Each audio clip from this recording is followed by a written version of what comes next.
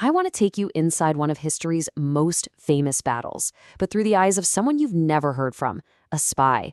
A spy who witnessed an absolute miracle of superhuman strength and still didn't believe. What he saw years later, though, well, that would change his entire world. Okay, let's just pause on that for a second. This one sentence is the whole mystery, isn't it? A man sees something impossible, a genuine, undeniable miracle, and it's not enough. So what on earth could be more powerful, more convincing than that? Let's find out. So our storyteller starts his account from inside the fortress of Khyber. And from his point of view, things are looking pretty good. For 2 straight weeks, the Muslim army has been throwing themselves against their walls, and they've just failed. Again and again. For him, victory isn't just likely, it feels like a done deal. I mean, look at the difference here. It's night and day. Outside the walls, the attackers are completely broken. They're tired, they're starving, their morale is in the dirt, and their best leaders have already been defeated. But inside, our spy and his people are sitting pretty. They're well-fed, confident, and basically just watching the enemy fall apart. The siege is, for all intents and purposes, over.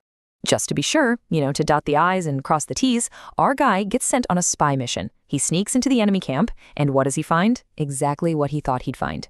Total and complete despair. These soldiers feel like they've already lost. The battle is won. And then, just when it seems like all hope is gone for the attackers, the entire board gets flipped. The voice of their prophet cuts through the camp, and he delivers a message that is about to change everything. You have to imagine, this was the question on every single person's mind in that camp. Their best guys had failed, their soldiers were ready to give up and go home. Who could possibly turn this absolute disaster around? And that was the answer. A prophecy, a promise that a new champion was on his way, a warrior so beloved by God that victory was, all of a sudden, guaranteed. And just like that, the mood in the camp goes from despair to this electric excitement. Our spy hears this and, you better believe, he rushes back to his fortress to warn them. So the next morning, sure enough, a lone warrior rides out from the Muslim camp. He plants the banner right there in the dirt. The siege part is over. Now it's about single combat. It's champion versus champion. The fortress sends out its first fighter, a warrior named Harith. And this guy is no pushover. He's a serious brawler. But the duel? It's over before it even really starts. In a flash of steel, Harith is just down. The speed was unreal. The power was absolutely undeniable. And that brings us to the main event. Marhab, the legend of Khyber himself, is furious that his brother Harith was killed, and he storms out. This guy is a giant. They say he had a neck like a rhino. And get this, he thought he was literally invincible, all thanks to a prophecy from an astrologer. And facing him, this mysterious new champion, Haidar, who our spy says seemed to be glowing with some kind of light. As they square up, the new champion roars out these words, and the effect is instant. Marhab just freezes, because that same astrologer who told him he was invincible also gave him one single warning. You have to beware a man named Haidar. For the first time, our spy sees genuine fear on the face of their greatest warrior. Goaded by one of his own men, Marhab tries to shake off the fear, and he charges. It was a huge mistake. With one single devastating blow, Haidar's sword splits Marhab's helmet, his head, and his massive body, right down the middle. The unbeatable legend was literally cut in half. So as you can imagine, the defenders of Khyber are in a full-blown panic. They scramble back inside, and they slam that massive fortress gate shut.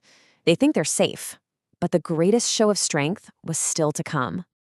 Let's just try to picture this for a second. This gate was so ridiculously heavy that it took a team of 8 strong men using chains and levers just to budge it. It was their ultimate defense, an immovable object. But Haidar, the champion, doesn't even try to break it.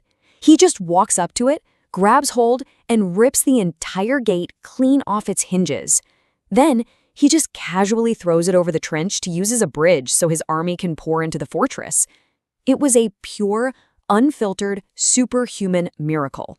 Okay, but this is where the story takes that sharp turn I mentioned. Our spy has now seen a man win impossible duels and rip a gate off a fortress. So this has to be the moment he converts, right? This has to be it. He even asks himself the question. I mean, come on. He saw a man split a legend in two and then use a fortress gate like it was a piece of plywood. If that's not a sign from God, what is? Surely this is the moment. The answer? A simple, stunning no. He survives the battle. His life is spared, and he goes on living as a non-believer. The physical miracles, as absolutely mind-blowing as they were not the true miracle he was meant to witness. The real moment of truth, the real conversion, happened years later. Our narrator saw Hadar again, but this time there was no army cheering him on, no fortress to conquer. This great warrior was being betrayed by his own people. And our narrator knew firsthand the kind of power this man had. He could have crushed his enemies without a second thought, but he didn't. To protect the unity of his faith, he chose restraint. He chose patience. And that was the true miracle. For our narrator, seeing the man who could shatter legends and tear down gates choose instead to endure betrayal with quiet, unbreakable strength, that was a power far, far greater than anything he'd seen on the battlefield. This incredible act of patience was more divine than any act of war. And that is when he finally became a believer. But here's the thing. According to the source for this story, this incredible display of strength, both physical and spiritual, it doesn't just end there. It's actually part of a much bigger story, a legacy of courage and patience that is still unfolding. And the source leaves us with this powerful idea, that the spirit, the power of Hadar is still waiting.